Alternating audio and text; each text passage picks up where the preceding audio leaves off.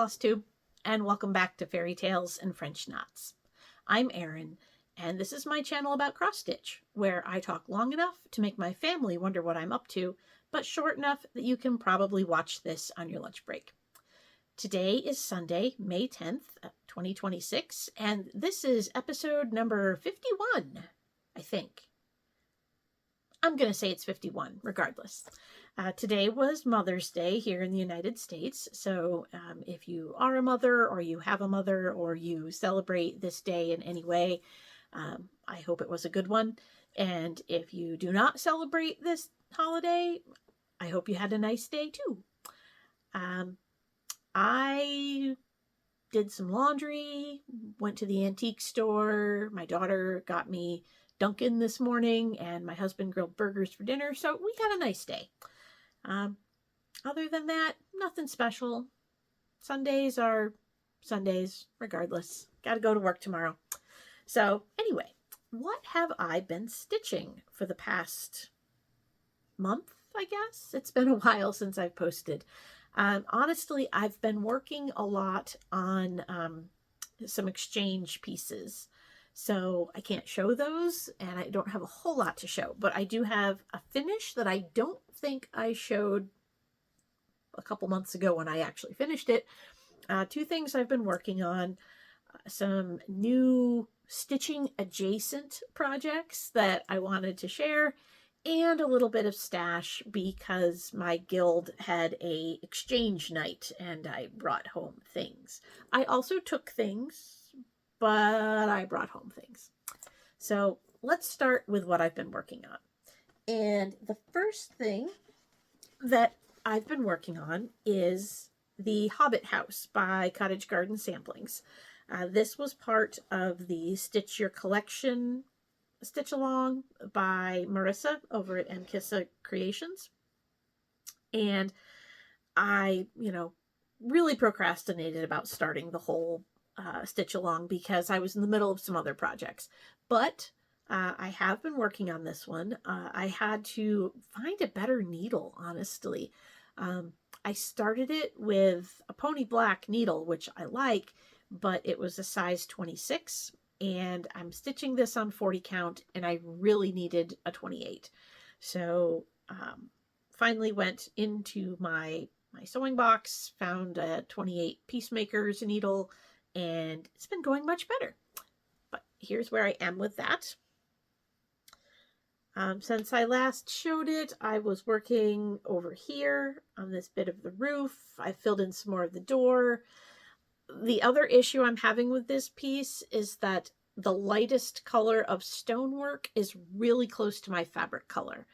When it's all done, it will look stunning because it's mostly surrounded by either dark wood colors or green for the roof pieces.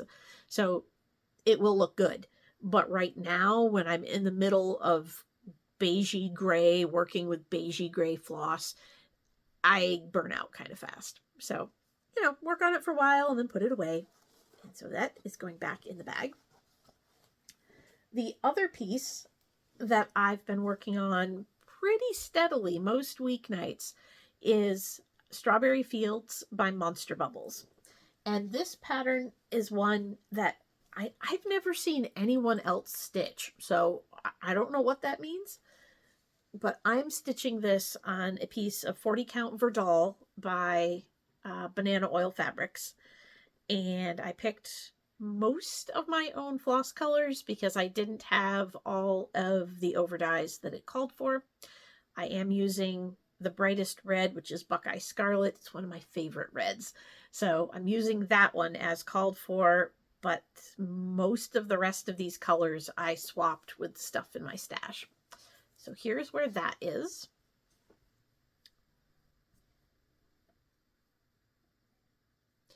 According to Pattern Keeper, I'm just about 37% of the way done.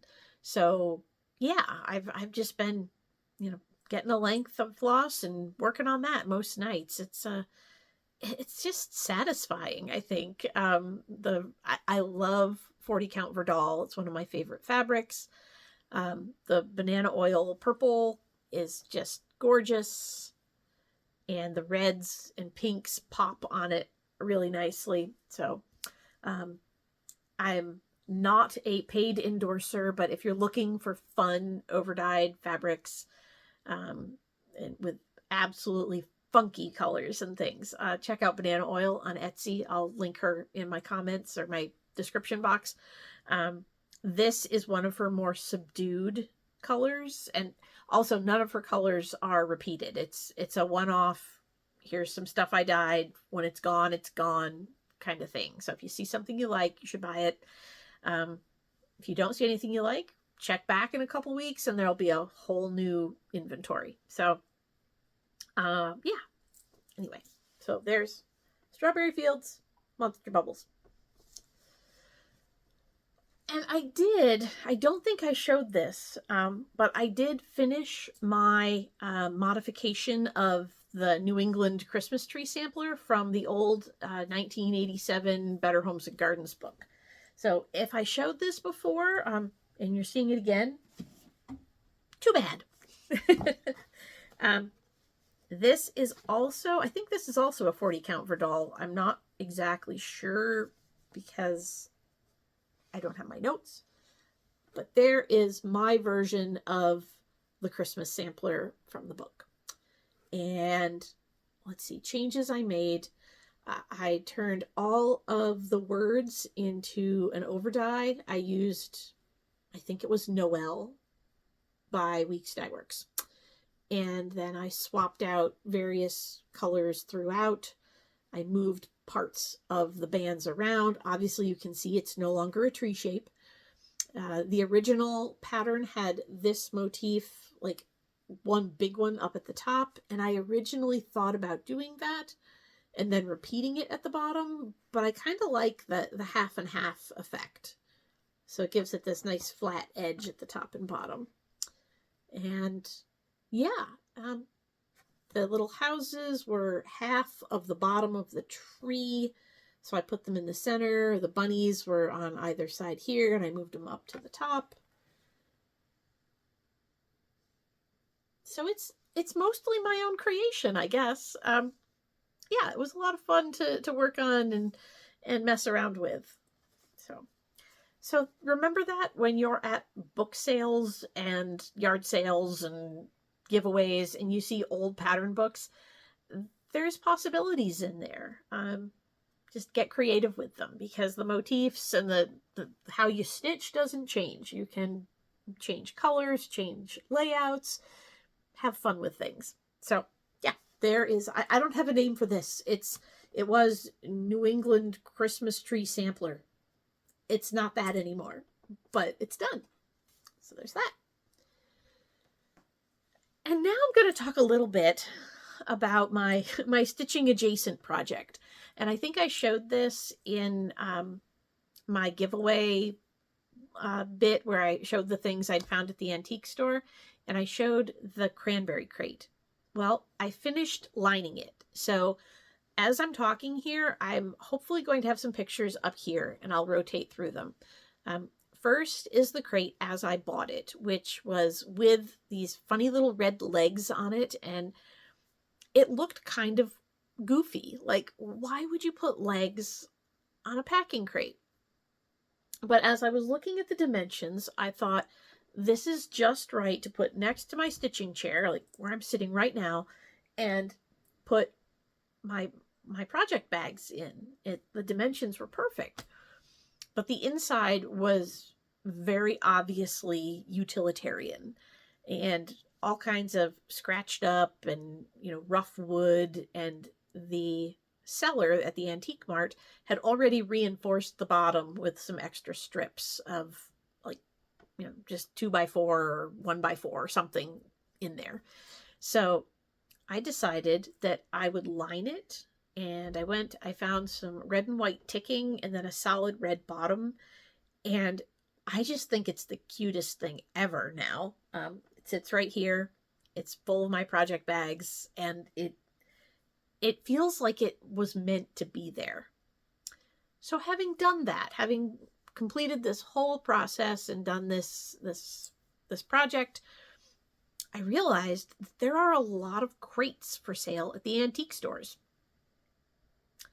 And I thought, old boxes could be repurposed. I mean, I already like to repurpose jewelry boxes and things like that. Why not try something with some of these old wood, packing and shipping crates? So the first one I found, just to, kind of get proof of concept going, was a high-grade cheese box that I found for, I think, like $6-8. Very little. Again, antique store. So here's a picture of the box as I purchased it. And then I brought it home. I covered it or coated it, buffed it with feed and wax, which is a orange oil and beeswax combination that's like nourishes and protects old wood. I reinforced the bottom again because a lot of these crates, they weren't made to last. And what would happen, I think, because I'm a storyteller. I like to know the story of things. And if I don't know, I'm going to make one up. I think a lot of these crates, they would go through the steps of shipping, or, they'd end up in the store. And then nobody wanted to throw them away because they're good boxes. We all do this even with cardboard, right? This is a good box. I should save it. Well, the wooden crates got saved too, but they got put, down in the basement and filled with, nails and screws and bits, or they got put out in the garage and they're storing paint cans and other things. So they've had lives, I'm saying. And I decided to soften them and give them a new life, right? So anyway, all of that to say, you've seen my old cheese box here. This is the new cheese box. I didn't buff out any of the errors or the stains and proof of use. You can kind of see on this side that it says process American cheese, I think. And it's got these old ghosts of packing seals here. And it was American cheese, which is not cheese. But anyway, so that was the outside. And then I put little feet on it, which I had these little beads left over. And this is how much I over-engineered this thing, okay? I reinforced the bottom with paint stirrers that I ran like this way back and forth. I drilled a hole through the bottom. I put dowel nubs into those holes, and then I put the beads onto the dowels. You can't break these feet off. They're not coming off, right?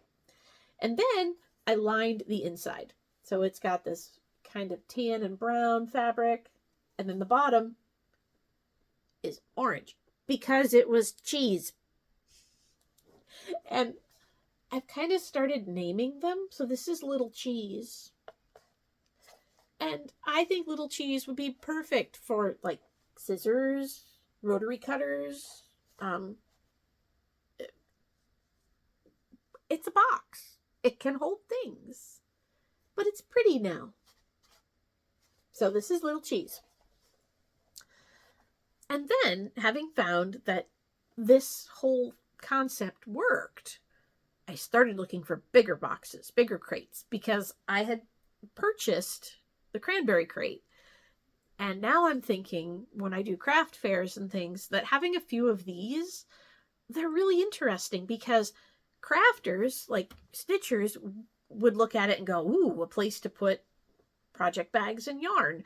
But maybe people who like to read a lot go, oh, that's a great place to put my, to be read book stack. Or I don't know, whatever else you like to have contained. I mean, boxes. Good boxes, right? So the next crate that I found, I started calling Ceylon because it was an old tea crate. And I paid, I think, like $15 or $20 for it. So I paid a little more for it. It's bigger.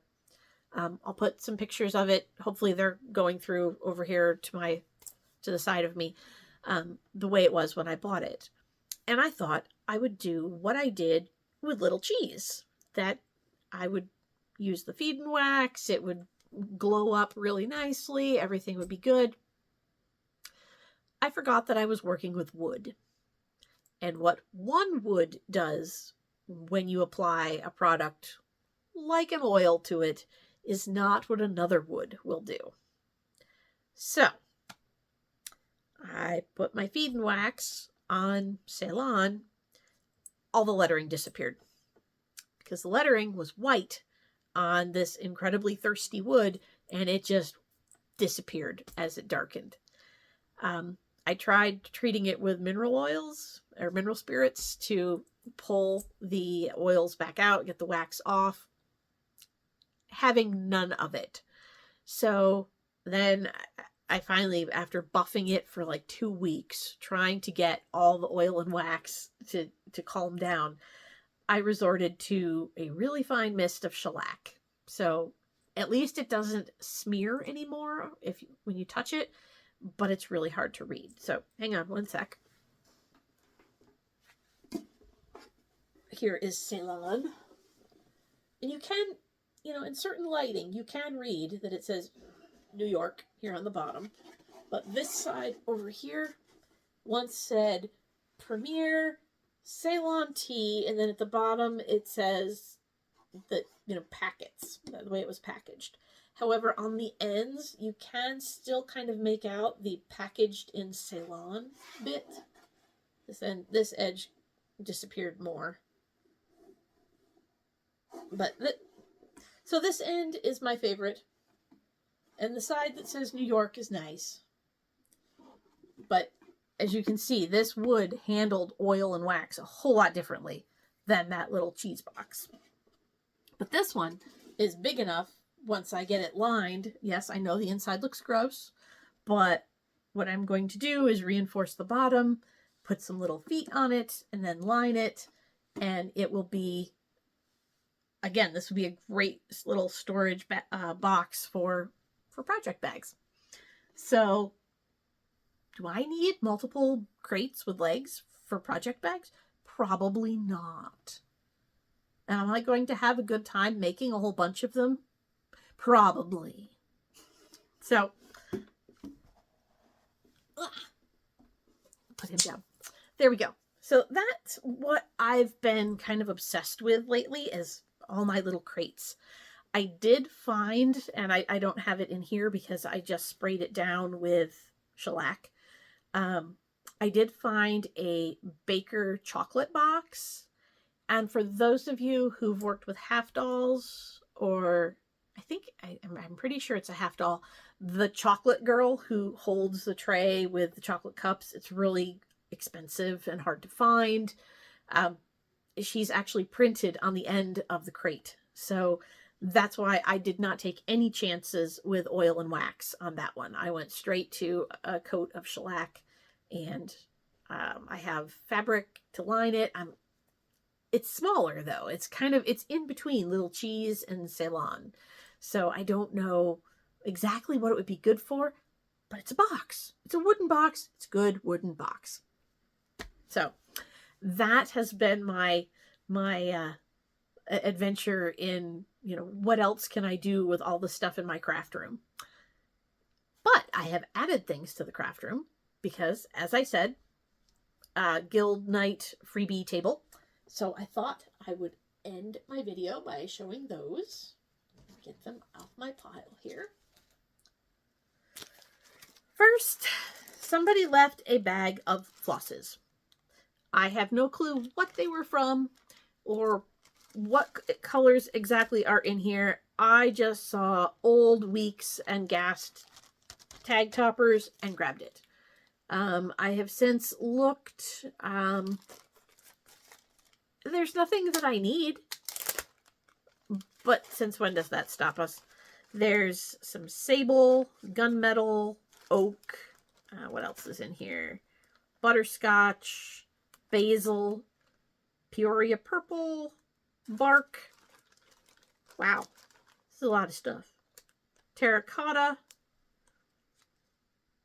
collards, dove, And it looks like also some wool.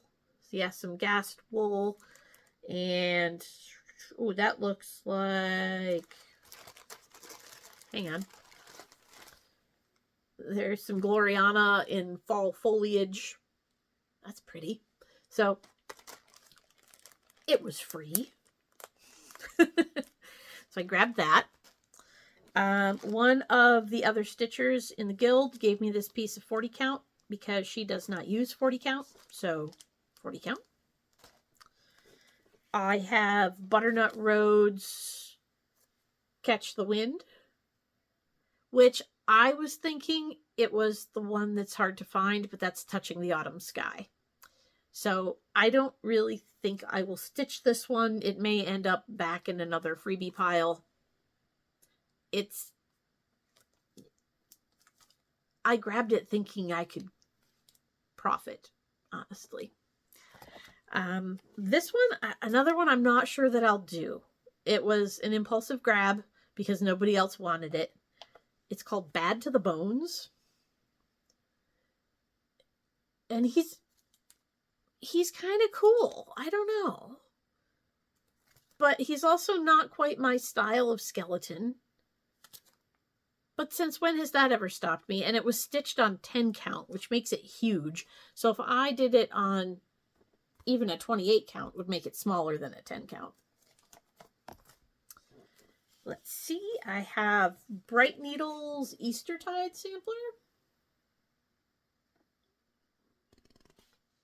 Again, I'm not sure. I like Bright Needle, so I grabbed it. Didn't see the harm in having it. And then, let's see. In this little pile of smalls, there was a Lizzie Kate, Be Naughty, Save Santa the Trip. There were 2 Country Cottage Needleworks, and they have the buttons with them. Christmas Tree Farm and Santa's Sleigh Works. I really like the Sleigh Works, and there's the little reindeer button, all included. So I don't know if I'll do both of those. I think I would definitely do the Sleigh Works, but maybe not the Christmas Tree Farm. So maybe I'll do a giveaway closer to Christmas time. Who knows? I grabbed Heart and Hands, Mother's Wisdom, Sleep Tight. Something my mom used to say to me. This one, Hands-On Design, made me laugh. I think I've looked at this one a couple times on various shop sites and not bought it. It's the irony, the opposite of wrinkly. I love a good pun. If I had a laundry room, this would happen. My laundry room is the basement, so I can't really stitch it and hang it there. But I still like it. My ironing board is in my craft room. I could hang it over my ironing board. Yeah, yes. This was the Rosewood Manor Something Old, Something New book. I love all of her little smalls. I always say that I'm going to do them and put them somewhere. I don't, but I have a book of them now. It was free. I grabbed this. This is Black Sheep Redux? Redu? I took Latin, not French. But this is from, it's a collaboration from Twisted Threads and Tomorrow's Heirlooms. And first of all, I love this rabbit. It made me laugh. I like this house with the bird and the acorn. And I also like the nutcracker. So, again, for a freebie, it seemed worth grabbing. And it had the entire little accessory packet right there. So I'm sure I can find a couple in here that I will stitch. Yes, Twisted Threads, You and I and Friends. And yeah, I like them. I like a lot of them. And then these last 3. first was Blackbird Designs in Friendship's Way. And I'm curious about some of the strawberries. I'm not a very good strawberry maker, but the instructions to put these ones together are different from some of the other instructions I've seen. And I kind of like them. The other thing I liked, and apparently my guild member friend did too, based on all the writing on the chart, was this button box design. It goes in a box. Obviously, I could do that. So grab that. And there was also the Sewing Club book. And I do like this little sampler. I also like the Hollyhocks bag. And there's a bunch of drums in this one. And I think the Blackbird drums are absolutely darling. So yeah, like this one is Rose Hips and Ivy. And there was another one that I liked, I think. I don't know. It's been a while. No, it hasn't. There's just a lot of the really pretty, rustic floral things in this book that I liked. And it was definitely the Rose Hips one. Well, this one they did as a pincushion, but you could do it as a drum too. It's called The Air of Other Summers. That would make a cute drum. So, yeah, I grabbed this and thought, why not? And then finally, this was one I had never seen before, and I'm not even sure if I will stitch it. But at the same time, I wanted to have it. And it is My Name is Lydia by Stacy Nash. And it's all based, it's inspirations from a schoolgirl sampler. And the original, which I can show because there's no chart on this page, is this.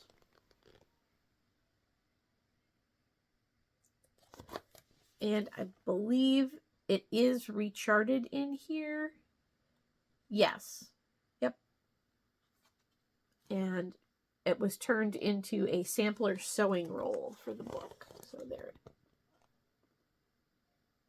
there's Stacy's rechart. So I don't always love the schoolgirl sampler genre of stitching, but it was free. So picked it up. Yeah, so that was my stash acquisition. No guilt because it was all free. And I did manage to hand off a bit of my own, scatter it to other people. So that was nice. The stuff that people didn't take, I'll probably take to StitchCon and leave on a freebie table and never think of again. There was a lot of debate at our guild meeting about where the unclaimed stuff would go, and people were talking about, donating it to nursing homes, and I couldn't. I don't know why. I felt like, there was better stuff there than should go in just a donation pile. That said, I don't know what happens to all the stuff left on the freebie table at StitchCon either, but somehow the fact that I will then be hundreds of miles away from it feels better. Oh, crazy things. Anyway, that's what I've been up to, and I hope everyone else is enjoying their spring. I'm getting into spring allergy season, obviously. So, yeah, fun times.